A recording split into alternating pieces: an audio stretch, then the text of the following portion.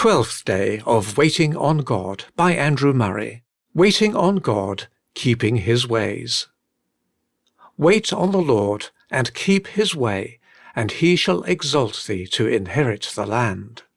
Psalm 37, verse 34. If we desire to find a man whom we long to meet, we inquire where the places and the ways are where he is to be found. When waiting on God, we need to be very careful that we keep His ways. Out of these we never can expect to find Him. Thou meetest him that rejoiceth and worketh righteousness, those that remember thee in thy ways. We may be sure that God is never and nowhere to be found but in His ways, and that there, by the soul who seeks and patiently waits, He is always most surely to be found. Wait on the Lord, and keep His ways, and He shall exalt thee. How close the connection between the two parts of the injunction. Wait on the Lord, that has to do with worship and disposition, and keep His ways, that deals with walk and work. The outer life must be in harmony with the inner. The inner must be the inspiration and the strength for the outer. It is our God who has made known His ways in His word for our conduct, and invites our confidence for His grace and help in our heart. If we do not keep His ways, our waiting on Him can bring no blessing. The surrender to a full obedience to all His will is the secret of full access to all the blessings of His fellowship. Notice how strongly this comes out in the psalm. It speaks of the evildoer who prospereth in his way, and calls on the believer not to fret himself.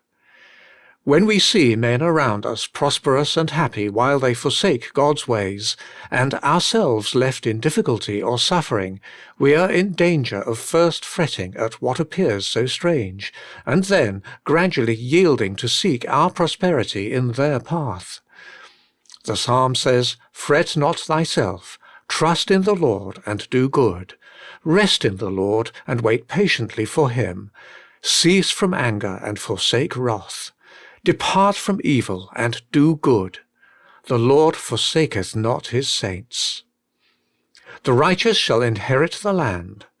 The law of his God is in his heart, none of his steps shall slide.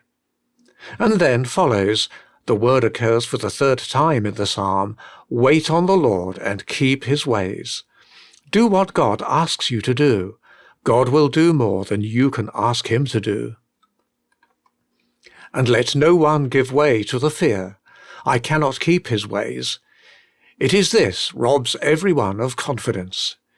It is true you have not the strength yet to keep all His ways, but keep carefully those for which you have received strength already. Surrender yourself willingly and trustingly to keep all God's ways in the strength which will come in waiting on Him. Give up your whole being to God without reserve and without doubt. He will prove Himself God to you, and work in you that which is pleasing in His sight through Jesus Christ. Keep His ways as you know them in the Word. Keep His ways as nature teaches them, in always doing what appears right. Keep His ways as providence points them out. Keep His ways as the Holy Spirit suggests. Do not think of waiting on God while you say you are not willing to work in His path. However weak you feel, only be willing, and He who has worked to will work to do by His power. Wait on the Lord and keep His ways. It may be that the consciousness of shortcoming and sin makes our text look more like a hindrance than a help in waiting on God. Let it not be so. Have we not said more than once, the very starting point and groundwork of this waiting is utter and absolute impotence? Why then not come with everything evil you feel in yourself, every memory of unwillingness, unwatchfulness, unfaithfulness, and all that causes such unceasing self-condemnation? Put your power in God's impotence, and find in waiting on God your deliverance. Your failure has been owing to only one thing: you sought to conquer and obey in your own strength. Come and bow before God until you learn that He is the God who alone is good and alone can work any good thing. Believe that in you and all that nature can do, there is no true power. Be content to receive from God each moment the inworking of His mighty grace and life, and waiting on God will become the renewal of your strength to run in His ways and not be weary, to walk in His paths and never faint. Wait on the Lord and keep His ways will be the command and promise in one.